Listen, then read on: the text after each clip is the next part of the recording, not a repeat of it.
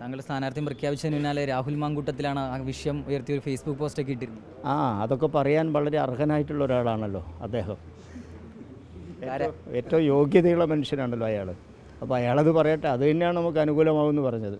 തലശ്ശേരിയിൽ AN ഷംസീർ മാറുമ്പോൾ LDFിൻ്റെ അടുത്ത സ്ഥാനാർത്ഥി ആര് എന്നുള്ളതായിരുന്നു ചോദ്യം. കാരായി രാജനെയാണ് LDF ഇപ്പോൾ സ്ഥാനാർത്ഥിയായി നിശ്ചയിച്ചിരിക്കുന്നത്. അദ്ദേഹത്തിൻ്റെ പ്രചാരണ പരിപാടികളൊക്കെ തുടങ്ങുകയും ചെയ്തിട്ടുണ്ട്. ഇന്നിപ്പോൾ അദ്ദേഹം കോടതിയിലെത്തി വോട്ട് ചോദിക്കുകയും ചെയ്തു. കാരായി രാജൻ നമുക്കൊപ്പം ഉണ്ട്. എങ്ങനെയാണ് ഇപ്പോൾ പ്രചാരണ പരിപാടികളൊക്കെ ആരംഭിച്ചിരിക്കുന്നത്? പ്രചാരണത്തിൻ്റെ ഒന്നാം ഘട്ടം അവസാനിച്ചു കഴിഞ്ഞു. ഇടതുപക്ഷ ജനാധിപത്യ മുന്നണിക്കൊപ്പം തലശ്ശേരിയിലെ ജനങ്ങളെല്ലാം ഒരുമിച്ച് ആവേശത്തോടു കൂടി അണിനിരക്കുന്ന ഒരു അനുഭവമാണ് ഈ പിന്നിട്ട ദിവസങ്ങളിലെല്ലാം ഉണ്ടായിട്ടുള്ളത്. അങ്ങ് നിയമസഭയിലേക്ക് പുതിയൊരാളാണല്ലേ, ഒരു പുതുമുഖം എന്ന നിലയിലാണ് മത്സരിക്കുന്നത്. ജില്ലാ പഞ്ചായത്തിലൊക്കെ മത്സരിച്ചിട്ടുണ്ട്. അപ്പോൾ അതിൻ്റെ ഒരു പ്രശ്നമുണ്ടോ? ജില്ലാ പഞ്ചായത്തിലേക്ക് മത്സരിക്കുമ്പോൾ ഞാൻ വോട്ട് അഭ്യർത്ഥിച്ചിട്ടില്ല. വോട്ട് അഭ്യർത്ഥിക്കാതെയാണ് ജയിച്ചത്. കേരളത്തിലെ ഏറ്റവും വലിയ ഭൂരിപക്ഷം അന്ന് നാട്ടുകാർ തന്നിട്ടുണ്ട്. അതാണ് കൈമുതൽ. ജനങ്ങളിൽ വിശ്വാസമുണ്ട്. ജനങ്ങൾക്ക് ഇടതുപക്ഷ രാഷ്ട്രീയ പ്രവർത്തകരെ നന്നായിട്ട് വിലയിരുത്താൻ അറിയാം. അപ്പോൾ അതൊക്കെയാണ് നമ്മുടെ പൊതുപ്രവർത്തനത്തിൻ്റെ ആകത്തുക. ഇത്തവണ ഈ ദിവസങ്ങളൊക്കെ കുറവാണ് പ്രചാരണത്തിന്. പക്ഷേ താങ്കൾ തലശ്ശേരിയിൽ സുപരിചിതനാണ്. അതുകൊണ്ട് അങ്ങനെ ഒരു പ്രശ്നം അതൊന്നും ബാധിക്കില്ലല്ലോ അല്ലേ പ്രചാരണത്തിന്? തലശ്ശേരിയിൽ എന്നെ അറിയാത്തവരായിട്ട് ആരെങ്കിലും ഉണ്ടാവുമെന്ന് തോന്നുന്നില്ല. ആരെയും ഒരു പ്രവർത്തകനും ഒരു ഇടതുപക്ഷ പ്രവർത്തകനും പരിചയപ്പെടുത്തേണ്ട ആവശ്യം വരില്ല. ഞാൻ ചെന്ന് അങ്ങോട്ട് പരിചയപ്പെടാൻ ശ്രമിച്ചാലും എല്ലാവർക്കും അവർക്ക് അറിയാവുന്ന സ്ഥിതിയുണ്ട്. അപ്പോൾ അതെല്ലാം തന്നെ നമുക്ക് വളരെ അനുകൂലമായ ഘടകങ്ങളാണ്. AN ഷംസീർ അദ്ദേഹമായിരുന്നു മുൻപ് ഇവിടെ വിജയിച്ചത്. അദ്ദേഹം താങ്കളുടെ സ്ഥാനാർത്ഥ്യം പ്രഖ്യാപിച്ചപ്പോൾ പറഞ്ഞ കാര്യം വൈകിയെത്തിയ ഒരു അംഗീകാരം എന്നുള്ളതാണ്. അങ്ങനെയാണോ? അല്പം വൈകിപ്പോയിട്ടുണ്ടോ ഈ ഒരു സ്ഥാനാർത്ഥിത്വം? അല്ല, അങ്ങനെ എനിക്ക് തോന്നുന്നില്ല.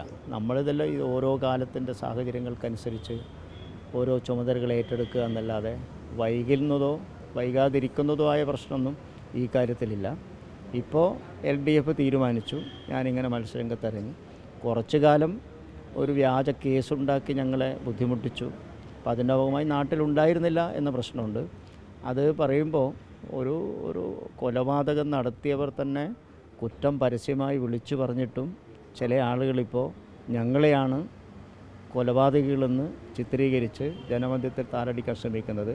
ഞങ്ങൾ ആ കാര്യത്തിൽ ഒട്ടും ബേജാറായിട്ടില്ല. കാരണം നാട്ടുകാർക്ക് അതിനെ സംബന്ധിച്ചെല്ലാം വളരെ കൃത്യമായിട്ടറിയാം. അതൊരു തരത്തിലും തിരിച്ചടിയാകില്ല. ആ രീതിയിലുള്ള പ്രചാരണങ്ങളൊന്നും ഒരു തരത്തിലും ബാധിക്കില്ല എന്ന്. അത് അവർക്ക് തിരിച്ചടിയാവും.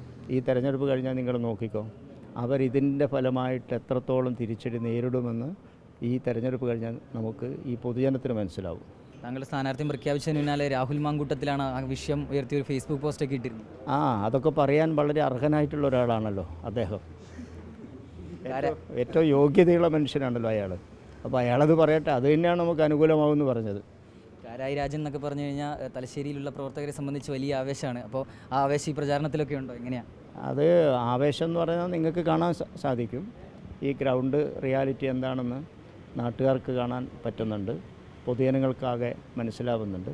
അത് കാരായി രാജൻ എന്ന വ്യക്തിയെ സംബന്ധിച്ചിട്ടുള്ള ഒരാവേശമല്ല. ഇടതുപക്ഷ മുന്നണി പ്രസ്ഥാനത്തോടും കേരളത്തിലെ സർക്കാരിൻ്റെ പ്രവർത്തനങ്ങൾക്ക് ഒരു മുതൽക്കൂട്ടാവുന്ന വിധത്തിൽ ഈ തെരഞ്ഞെടുപ്പിനെ നോക്കിക്കാണുന്ന ഒരു പൗരസമൂഹം ഈ മണ്ഡലത്തിലുമുണ്ട്.